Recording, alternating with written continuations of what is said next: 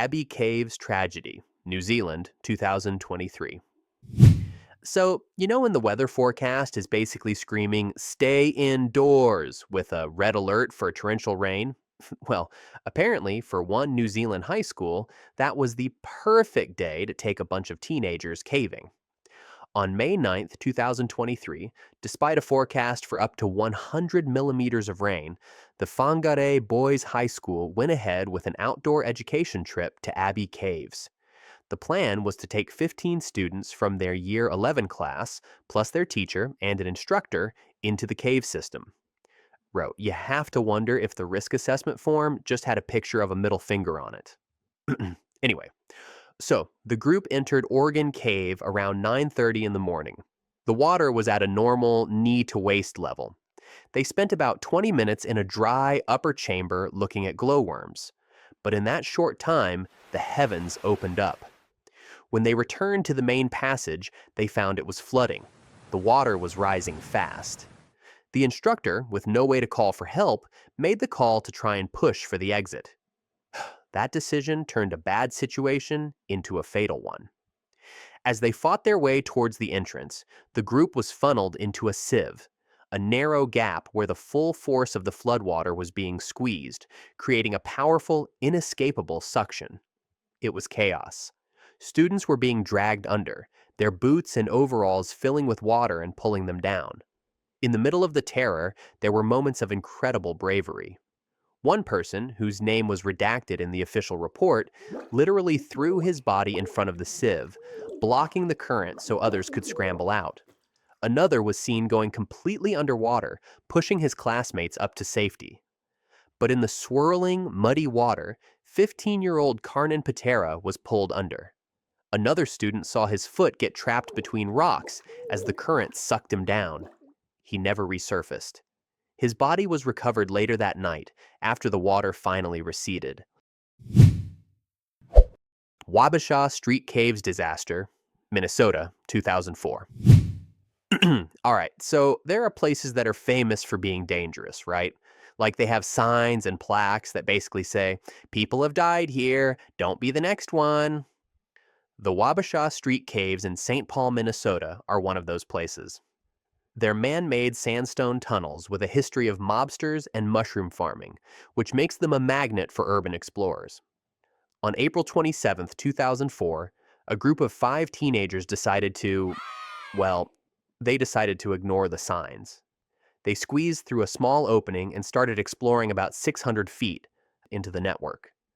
What they didn't know is that these caves are notorious for trapping carbon monoxide from fires lit by previous visitors. This wasn't a monster or a collapse, but the ghost of some other dude's bonfire.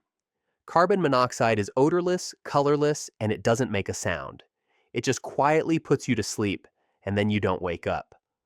One of the boys in the group passed out, but by some miracle, woke up again. Disoriented in the pitch black, he saw a tiny sliver of light and crawled his way out, escaping into the fresh air and calling for help. When rescue crews arrived, they found a heartbreaking scene. 3 of his friends, 17-year-olds Nicholas Larson, Natalie Van Vorst, and Patrick Daig, were already dead. A 4th teenager was found alive but unconscious and was rushed to the hospital, where he was treated in a hyperbaric chamber. The city had tried to seal these caves for years, but the rock is so soft, kids just dig new holes. It's a grim reminder that sometimes the most dangerous part of a cave isn't the cave itself, but the invisible poison left behind by the people who were there before you.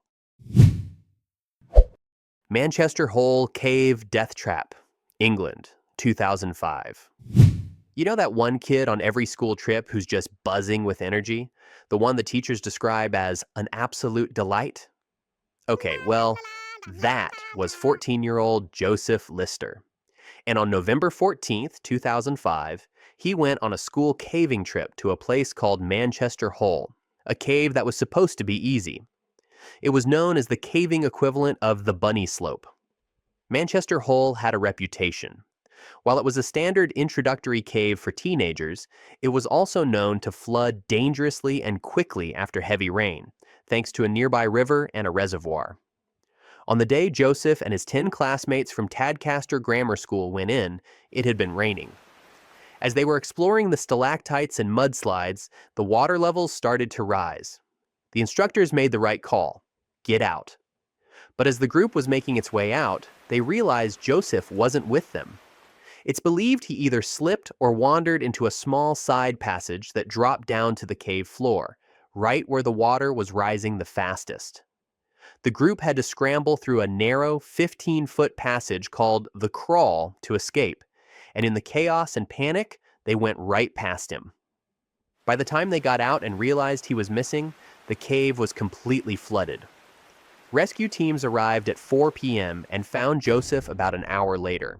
But he'd been alone in that freezing water, around 45 to 50 degrees Fahrenheit, for at least an hour, maybe longer. In water that cold, hypothermia sets in fast. Within 15 to 30 minutes, you start losing the ability to move, and within an hour, you're unconscious. Poor kid. Joseph had died of acute hypothermia. The cold water had killed him. They rushed him to the hospital and spent hours trying to warm his body and bring him back, but it was too late. He was pronounced dead around 10 p.m., with his parents at his bedside. The most gut-wrenching part of this whole story is the timing. Just days before Joseph's death, the UK government had launched a big campaign to encourage more adventurous school trips. It was a tragic, ironic end to a life that was, by all accounts, an absolute delight. Mossdale Caverns disaster. England, 1967. Some places are just cursed. Mossdale Caverns in Yorkshire, England is one of them. It's a notoriously brutal cave system, a maze of tight squeezes and passages that love to flood. This isn't your friendly neighborhood tourist cave with handrails and a gift shop.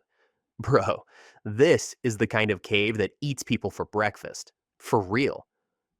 On June 24th, 1967, a group of 10 young, experienced cavers decided to test their luck. After a few hours underground, 4 of them decided they'd had enough and headed out. The other 6, John Ogden, Colin Vickers, Michael Ryan, William Frakes, Jeffrey Boireau, and David Adamson, pushed deeper into the labyrinth. While they were deep inside, a violent thunderstorm erupted on the moor above. The rain came down in sheets, and all that water had to go somewhere. As you can guess, that went straight into Mossdale Caverns. When one of the survivors, Morag Forbes, went back to the entrance, she was met with a nightmare. The small opening they'd crawled through was now a raging underwater torrent. The cave was sealed. A massive, frantic rescue operation began, with hundreds of volunteers working for days, digging trenches and building dams by hand to try and divert the water. When they finally got inside, they found a scene of absolute horror. 5 of the men were found drowned together in a flooded passage. The 6th, John Ogden, was found further in. He had fought his way into a tiny, impossibly narrow fissure, a last, desperate gasp for a pocket of air that wasn't there. The conditions were so treacherous that the rescuers couldn't safely recover the bodies. The coroner made a decision that has haunted the caving community ever since. He ordered Mossdale Caverns to be permanently sealed. It became a tomb. To this day, the 6 young men lie where they fell, a permanent, tragic monument to the day the cave decided it wasn't letting anyone out.